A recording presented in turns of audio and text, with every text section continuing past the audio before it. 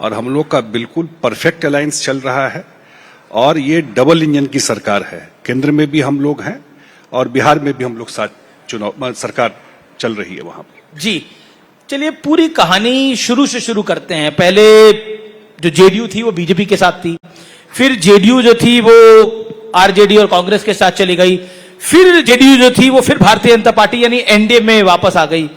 ये उलट पलट और फिर पलटना हमने फिल्मों में तो देखा था, मतलब शाहरुख खान की फिल्मों में, लेकिन राजनीति में ये पहली बार देखा।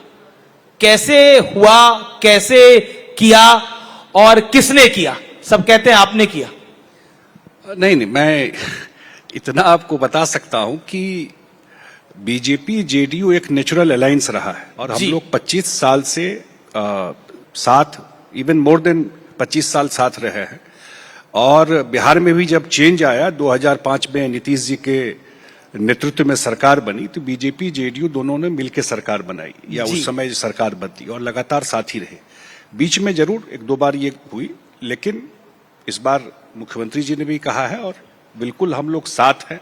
पॉलिटिक्स में कभी कभी कुछ चीजें होती हैं, लेकिन वो फाइनलिटी नहीं है। लेकिन बिहार की जनता ने जब हम लोग साथ आए, उसके बाद लोकसभा का चुनाव हुआ, तो बिहार की जनता ने इस अलायंस पर अपनी मोहर लोकसभा चुनाव में लगा दिया। पर मोहर तो पहले भी लगी थी और तब भी आप अलग हो गए थे, लेकिन इस बार संभव कैसे हो पाया? उसके पीछे की कहानी अगर आप पूरी बताना चाहें तो अच्छा रहेगा, क्योंकि देश जानना चाहेगा। ये जो आपके दिल की बात है आप बोल सकते हैं आज। नहीं, मैंने कहा ना कि नेचुरल अलायंस रहा है और एक दूसरे से व्यक्तिगत रिलेशन भी रहे हैं लोगों में। और जिस अलायंस को लेकर के नीतीश कुमार जी देश भर में घूम रहे थे, वो अलायंस बने, उसको इनिशिएट कर रहे थे, तो उसमें लग गया उनको भी एक स्टेज के बाद कि इस अलायंस का कुछ होना नहीं है, इसमें कोई ऐसा नहीं है जो कोई विजन लेके कुछ चल रहा है देश के लिए। आपसी कंफ्यूजन भी बहुत सारा था, तो उसके बाद कॉल लिया गया कि नहीं, हम लोग जो पुराना हम लोगों का अलायंस रहा है, जो हमारे स्टेट के लिए भी अच्छा है, और जो केंद्र में भी लोग हैं बीजेपी की तरफ से, उन लोगों का भी था कि नहीं साथ आ जाना चाहिए। तो वो फिर हो गया जनवरी 2024 में साथ आने का। 24 का जो वो अलायंस था, अगर वो कहते हैं वो अलायंस ना हुआ होता तो बीजेपी की सरकार ना बन पाती इस बार केंद्र में। बिहार में तो हम लोगों ने बहुत अच्छा किया, वही सीटें हाँ, आई, तभी 240 बीजेपी पहुंची और एनडीए 293 पहुंचा, 293 पहुंचा। बिहार में हम लोगों ने बहुत अच्छा किया। लेकिन हाँ, ये जरूर है कि उस समय एक जो उन लोगों ने चलाया था संविधान को लेकर के, वो कहीं न कहीं वो कंफ्यूजन उन लोगों ने जरूर कुछ जगह आपको फैलाया, लेकिन बिहार में ये बात सब नहीं चल पाई। पर बिहार में नहीं चला, बगल के राज्य उत्तर प्रदेश में चल गया, महाराष्ट्र में चल गया, ऐसा क्यों? बिहार में जो सरकार चल रही है नीतीश कुमार के नेतृत्व में, वहां ये सब कंफ्यूजन आप पैदा नहीं कर सकते, क्योंकि 19 साल का जो ट्रैक रिकॉर्ड उनका है, उसमें उन सब वर्गों के लिए जो काम किया है, ट्रस्ट है लोगों का इस सरकार के ऊपर। कोशिश बहुत हुई, लेकिन ये चीज कभी वहां चल नहीं पाया इस चीज। जी, चलिए, मैं अब प्रधानमंत्री कल राइजिंग भारत के मंच पर थे और जो प्रधानमंत्री ने पहली बार बोला वो वक्फ के लिए बोला और कहा कि ये गरीब मुसलमानों के हक की बात है, ये पसमानदा मुसलमानों के हक की बात है। लेकिन वक्फ पर सपोर्ट के लिए आपको यानी जेडीयू को और टीडीपी को सॉफ्ट टारगेट बनाया जा रहा है, इसको आप किस तरह से देखते हैं? देखिए, ये जब बिल आया उस समय खास करके जेडीयू की बात मैं कह सकता हूं, जेडीयू में हम लोगों का ये जरूर था कि ये जेपीसी में जाना चाहिए, कि ज्वाइंट पार्लियामेंट्री कमेटी में जाना चाहिए, एक वाइडर डिस्कशन हो, कंसल्टेशन हो और उसके बाद ये आना चाहिए। और ये हुआ, जेपीसी में पूरा इस पर डिस्कशन हुआ, लंबा इस पर मीटिंग चला, बहुत सारे स्टेक होल्डर को बुलाया गया और बिहार में हमारे मुख्यमंत्री के पास इस समुदाय के बहुत सारे लोग, बहुत सारे इंस्टीट्यूशन के लोग वो करके मिले, अपना कंसर्न बताया और उस मीटिंग में मैं भी था। और हम लोगों ने यही कहा कि जिस जो क्लॉज है उसका, उसमें आपको जिस भी बिंदु पे लगता है कि आपके इंटरेस्ट के खिलाफ है या नहीं होना चाहिए, वो सब बात आप हम लोगों को दीजिए। और हम लोग के जो रिप्रेजेंटेटिव हैं जेपीसी में, उन बहुत सारी बातों को एकोमोडेट किया गया। आप लोगों को तो पॉलिटिकल धमकी दी जा रही है कि अब आपने वक्फ का समर्थन किया है तो अंजाम भुगतने के लिए तैयार रहिए, पॉलिटिकल अंजाम भुगतने के लिए तैयार रहिए। मुझे नहीं लगता है कि इसका कोई, कई मुस्लिम संगठनों ने बोला है। नहीं, इसका कोई असर इन सब चीजों पे पड़ेगा, क्योंकि हम लोग बिहार में भी देख रहे हैं। आपको पता है कि बिहार में ही अकेला प्रदेश है जहां जातीय गणना हुई है। बिल्कुल। आज लोग प्रवचन दे रहे हैं, लेकिन वो कभी करा नहीं पाए जहां उनको मौका मिला। अकेला स्टेट है जहां, पर राहुल गांधी तो उस जातीय जनगणना को आजकल मान ही नहीं रहे। हाँ, उनको कुछ पता ही नहीं है, वो क्यों मानेंगे? उनको क्या जानकारी है जातीय गणना के बारे में? उनको अपने कास्ट के बारे में नहीं मालूम है। अब कह रहे राहुल गांधी को अपनी कास्ट के बारे में क्या नहीं मालूम है उनको क्या आइडिया है सब चीज का? वो गांधी हैं। गांधी तो सबसे ऊपर है, उनको क्या जातीय गणना के बारे में वो आइडिया? तो खुद अपने आप को ब्राह्मण बिहार कहते हैं। में साइंटिफिक दत्तात्रेय ब्राह्मण। हाँ, वो कह सकते हैं। अब वो क्या बोलते हैं पब्लिक को समझ में नहीं आती है, जनता को समझ में नहीं आती उनकी बात। लेकिन जातीय गणना बिहार अकेला प्रदेश है जो कराया। ये तो सरकार में थे, तो क्यों नहीं उस समय बोले कि ये सही नहीं है? हम लोग के साथ थे ना जी। हाँ बोले। मैं फिर वक्फ पर आता हूं। वक्फ को लेकर जो आपको सॉफ्ट टारगेट किया जा रहा है, और कुछ खबरें भी आई कि आपके कुछ नेता छोड़ के चले गए हैं। तो वही बता रहा हूं, उसमें जो मुस्लिम कम्युनिटी का 73% बिहार में पसमानदा मुस्लिम है, जिसको आप अति पिछड़ा मुस्लिम कहते हैं। बिल्कुल। जो गरीब मुसलमान है, तो उनके लिए आज तक वो वक्फ से क्या हुआ, उनको क्या मदद मिला? लेकिन अब जो ये आया है, निश्चित रूप से हमको लगता है कि जो वक्फ की प्रॉपर्टी है, होना काम मुस्लिम समुदाय के बीच में ही है जो काम होना है, तो उनमें मैं देखता हूं कि नहीं अप्रिसिएशन है कि नहीं। अब जो जेन्युइन लोग हैं, जो सही में गरीब है, उनके बीच में ये पैसा लगेगा। कोई हॉस्पिटल नहीं बना, कोई स्कूल नहीं खुला, हम लोग तो नहीं देख रहे हैं पूरे बिहार में कहीं खुला हो वक्फ के पैसा से, उन लोगों के लिए।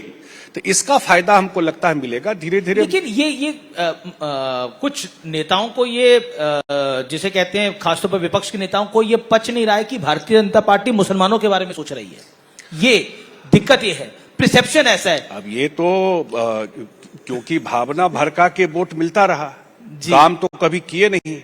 अगर मोदी जी का यूनिवर्सल पॉलिसी से अगर हर एक समुदाय को फायदा हो रहा है, तो ये बात नहीं बोलेंगे वो। अगर वो सबको मदद मिल रही है, अगर आयुष्मान योजना है सबको मदद मिल रही है, ये बात नहीं बोलेंगे। अभी तक भावना भड़का के ही ये लोग करते रहे, और मुझे लगता है कि धीरे धीरे उन लोगों को भी समझ में आ जाएगा। और चुनाव बिहार में है, तो इससे भी थोड़ा आइडिया लगेगा आपको। जी। लेकिन आपको लगता है कि आपकी पार्टी में वक्फ पर जो आपने समर्थन दिया उस पर सहमति है, कोई दिक्कत नहीं है? नहीं, कोई दिक्कत नहीं है। मैं तो बताया कि क्योंकि राजद बार बार कहती है कि तूफान आने वाला है जनता दल यूनाइटेड में। देखिए, कुछ मुद्दा है नहीं उनके पास। उनको भी पता है कि दीवार पे लिखावट क्या है, चुनाव का रिजल्ट क्या होने वाला है।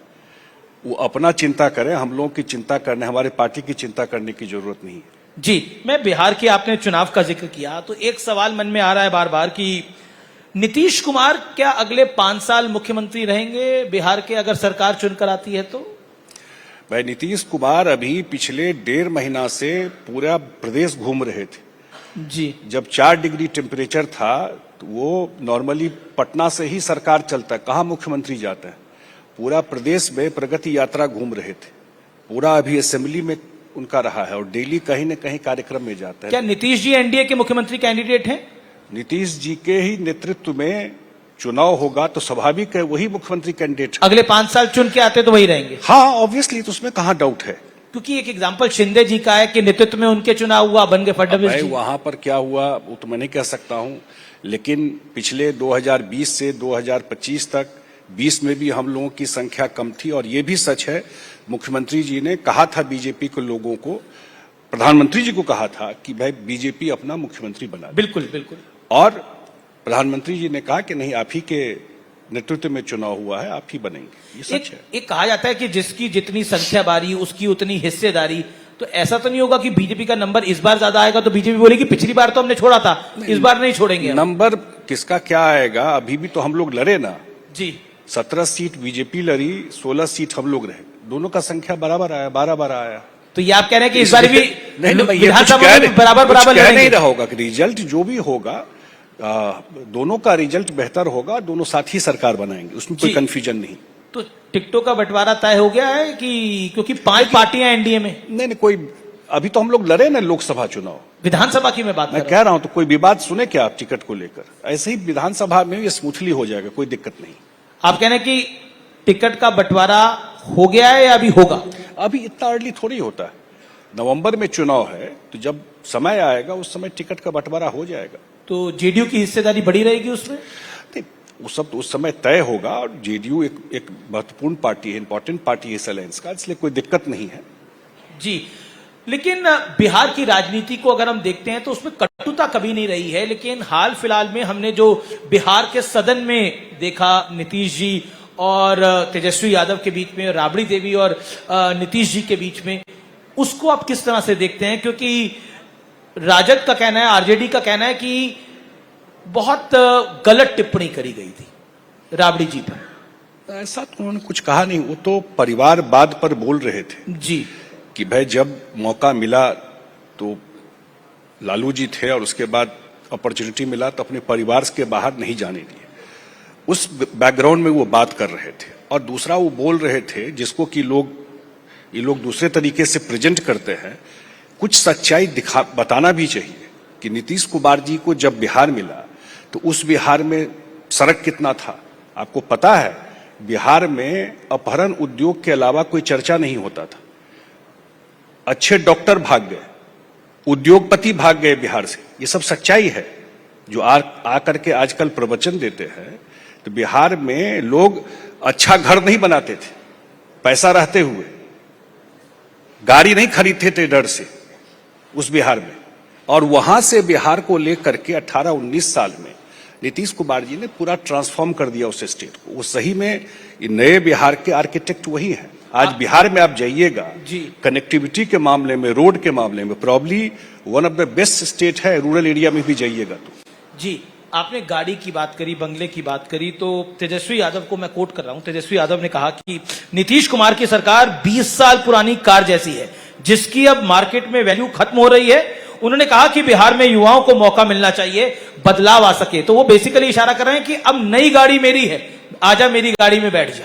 नई गाड़ी उनका कहा, उनकी गाड़ी वही है जी, जो शोरूम से लोग गाड़ी उठा लेते थे, पता है ना? उसी गाड़ी के पार्ट है, शोरूम से गाड़ी उठा लेते थे। पर वो नीतीश जी की गाड़ी को पुराना कह रहे हैं। नीतीश जी की गाड़ी मर्सिडीज गाड़ी है, उनको बता दीजिएगा। और वो इतनी मजबूत गाड़ी है जो बिहार की जनता बार बार, उनको पता है बिहार के जनता को कि किस गाड़ी में बैठना है। तो उसी में बिहार की जनता उन्हीं के गाड़ी में, वो तो टाइम एंड अगेन प्रूव हो गया ना। देखिए, ये सब बात बोल करके एक जो लेगेसी वो लेके चले हैं और उनको लगता है उससे वो बच नहीं सकते हैं, ये ट्रुथ है। अच्छा, ये जो नई पार्टी आई है जन स्वराज पार्टी प्रशांत किशोर जी की, इसको आप किस तरफ जाता हुआ देख रहे हैं? कहीं ये खेल आपका बिगाड़ ना दे, क्योंकि आकलन किया जा रहा है कि ये वो वोट लेगी जो बीजेपी और जेडीयू लेती है और युवाओं का वोट ले सकती है। हमको कहीं महंगा ना पड़ जाए। मुझे बगल का राज्य झारखंड था, वहां पे भी एक नई पार्टी आई जो बीजेपी का खेल बिगाड़ के चली गई। ग्राउंड पे तो हम लोगों को नहीं कुछ दिखता है। ग्राउंड पे लोगों को पता है कि डबल इंजन की सरकार है। लोगों को पता है कि अभी जो 2 बजट सेंटर में आया 2024 और 25 को जी, उसमें बिहार के लिए विशेष ध्यान प्रधानमंत्री जी ने रखा। लोगों को पता है कि एक गोल्डन टाइम है बिहार के लिए, कि बिहार में भी इन्वेस्टमेंट आ रहा है, बिहार में भी इंडस्ट्री आ रहा है, बिहार में भी आपको पता है देश का सबसे बड़ा जो 7 लाख स्कूल बैग्स हर एक मंथ बिहार के मुजफ्फरपुर में बनता है। अब मैन्युफैक्चरिंग इंडस्ट्री में बिहार अच्छा कर रहा है। तो चीजें ग्राउंड पर काफी बदल रही हैं बिहार में, तो लोग वो टेस्ट कर चुके हैं। प्रशांत किशोर को आप किस तरह से आंकते हैं? मैं बता रहा हूं ना कि मुझे ग्राउंड पे नहीं कुछ दिखता। पर रणनीतिकार तो बड़े हैं, वो तो चुनाव जितवाने का दावा करते हैं। चुनाव जितवाने का दावा कर सकते हैं, लेकिन खुद जब राजनीति में आने पर वो रणनीति कितनी चलती है तो वो तो मुझे तो ग्राउंड पे नहीं दिखता है। क्योंकि अभी बाय इलेक्शन भी हुआ था 4 असेंबली में, तो मुझे तो नहीं कुछ ग्राउंड पे दिख रहा है उसका। कई बार गाड़ी स्टार्ट होने में टाइम लेती है, फिर आगे बढ़ जाती है। अरविंद केजरीवाल एक बड़ा एग्जांपल है दिल्ली के अंदर। हाँ, जो नई पार्टी लेकर आए थे, खेल बिगाड़ दिया। सब जगह केजरीवाल रिप्लिकेट नहीं हो सकता है ना। और बिहार एक डिफरेंट बॉल गेम है, बिहार को थोड़ा स्टडी करना चाहिए। और अच्छा, एक सवाल, जब बीजेपी इस बार जीत के आई थी तो बीजेपी का नंबर कम था, 240 था। उसके बाद बीजेपी ने हरियाणा जीता, जो कि बहुत असंभव नजर आ रहा था, फिर महाराष्ट्र जीता और दिल्ली में अरविंद केजरीवाल का किला भी भेद दिया फाइनली। तो क्या आपको लगता है कि भारतीय जनता पार्टी ने जो पॉलिटिकल सेटबैक सीटों के लिहाज से देखा, उसके बाद एनडीए क्या कमबैक कर रहा है, क्योंकि महाराष्ट्र में एनडीए की सरकार है, गठबंधन की सरकार है। क्या कारण आपको दिखाई देता है जो नंबर सेंटर में नहीं मिले वो उससे बेहतर नंबर स्टेट्स में मिल रहे हैं? मुझे जो मैंने कहा कारण क्या दिखता है? मुझे लगता है कि एक नैरेटिव बनाने में विपक्ष सफल रहा संविधान को लेकर के। शायद बीजेपी के कुछ नेता भी वो अपॉर्चुनिटी दे दिए बोलने में, और वो नैरेटिव का नुकसान हुआ, मुझे व्यक्तिगत रूप से ये लगता है। और बाद में जब सरकार बन गई, लोगों ने देखा कि 11 साल से प्रधानमंत्री जी हैं और आज तक कोई संविधान या इस टाइप की बात, वो तो आगे बढ़ के उन सब चीजों को उन वर्गों के लिए काम करते हैं। वो नैरेटिव का हवा निकल गया और उसका रिजल्ट ये हुआ कि जो आप महाराष्ट्र में देखे, जो आप हरियाणा में देखे, जो दिल्ली में देखे, तो वो बात खत्म हो गई। जो नैरेटिव एक कंफ्यूजन की स्थिति लोकसभा चुनाव में हम लोग भी देख रहे थे कि ये कंफ्यूजन फैलाने में सफल हुए थे। जी, अगला सवाल श्रीमान राहुल गांधी के बारे में है। उनको आप किस तरह से देखते हैं as a leader of opposition है? क्योंकि हाल ही में उन्होंने एक बयान दिया है, वो कई सारे बयान देते हैं, वो कहते हैं कि एक स्लीपर सेल कांग्रेस में एक्टिव है। अभी उन्होंने सीडब्ल्यूसी की मीटिंग चल रही है अहमदाबाद में, उन्होंने कहा है कि हम दलित, मुसलमान और ब्राह्मण में उलझे रहे, ओबीसी साथ छोड़कर चले गए हैं। उन्होंने यह भी कहा कि हम मुस्लिमों की और अल्पसंख्यकों की बात करते हैं, इसलिए हमें कई बार मुस्लिम प्रस्त बोला जाता है, लेकिन ऐसे आरोपों से हम डरेंगे नहीं। अगर वो कह रहे हैं कि हमें कोई मुस्लिम प्रस्त कहता है तो कोई बात नहीं है। कैसे आंकते हैं? देखिए, मैं तो अभी देख रहा था वक्फ पे लोकसभा में डिबेट हो रहा था, अब वो लीडर ऑफ अपोजिशन है, मुझे नहीं लगता कि एक वर्ड बोले भी वो लोकसभा में इस पर। अब कह रहे थे उनको ज्ञान नहीं था उसके बारे में, कम जानकारी थी इसलिए। कोई जानकारी सही में किसी विषय में जानकारी नहीं है, सिर्फ इसी विषय में नहीं, किसी विषय में उनको जानकारी नहीं है। अब बात करके देखिए ना 10 मिनट उनसे, कोई बात वो 15 मिनट आप। लेकिन कांग्रेस तो कहती है जब राहुल गांधी सदन में बोलेंगे तो तूफान आ जाता है। इतना दिन से तो 15 साल से लोग देख रहा है सदन में तूफान, कि कितना तूफान लाते हैं। देखिए जी। अच्छा, एक कन्हैया कुमार का सवाल जरूर पूछना चाहूंगा। कन्हैया कुमार कांग्रेस के अब तो बिहार में बड़े नेता हो गए हैं। अब कन्हैया कुमार कह रहे हैं कि सड़कों का जाल इसलिए बजाया जा रहा है क्योंकि पानी पर नजर है। अब आप सोच लीजिए किस माइंडसेट से और किस तरह की पार्टी है। बिहार में तो कुछ बचा नहीं इस पार्टी का, जो भी कुछ बचा खुचा इस चुनाव में खत्म हो जाएगा। बिहार में 6 लेन हाईवे, 3 हाईवे दिया गया है जो, और पूरा ट्रांसफॉर्म कर देगा। ऑलरेडी बहुत सारा हाईवे बना है बिहार के इन्वेस्टमेंट को लेकर के, बिहार के उद्योग को लेकर के, जो अभी 3 हाईवे 2 बजट में मिला है। तो मुझे नहीं लगता इसी टाइप का बात बोल करके, लार्जर चीज क्या है कि इन दोनों पार्टी को पता है कि इस बार जो चुनाव होगा नवंबर में, बिहार का रिजल्ट क्या होने वाला है। उनको पता है कि नरेंद्र मोदी और नीतीश कुमार का ये कॉम्बिनेशन है, और ये जो काम बिहार में हो रहा है, कैसे कांग्रेस के लोगों ने कहा कि ये बजट देश का नहीं है, बिहार का बजट है।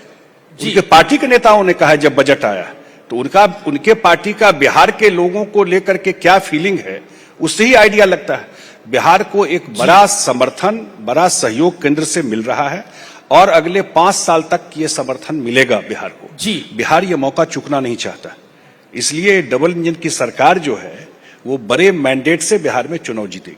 चलिए, बहुत बहुत शुक्रिया आपका। लेकिन चलते चलते एक लाइन में अगर आप जवाब दे दें, नीतीश जी की हेल्थ ठीक है? क्योंकि बड़े सारे सवाल खड़े हो रहे हैं उसके ऊपर। नीतीश जी का हेल्थ बिल्कुल ठीक है, वो पूरे प्रदेश में घूम रहे हैं, पूरे विधानसभा में एक्टिव रहे, बिल्कुल स्वस्थ हैं, बिल्कुल स्वस्थ। क्योंकि कई सारे विपक्ष आरोप लगा रहा है। अरे अब आज के डेट में आप देखते हैं कितना तरह का, अब चुनाव है, कितना तरह का नैरेटिव बनाया जाता है, कितना तरह का। हम तो देखते हैं कैसे, क्या है बोलते हैं उसको, एआई का युग आ गया। एआई का युग आ गया। बहुत बहुत शुक्रिया बनाते हैं। ठीक है, थैंक यू। बहुत बहुत शुक्रिया, बहुत बहुत शुक्रिया अपना समय देने के लिए संजय जी।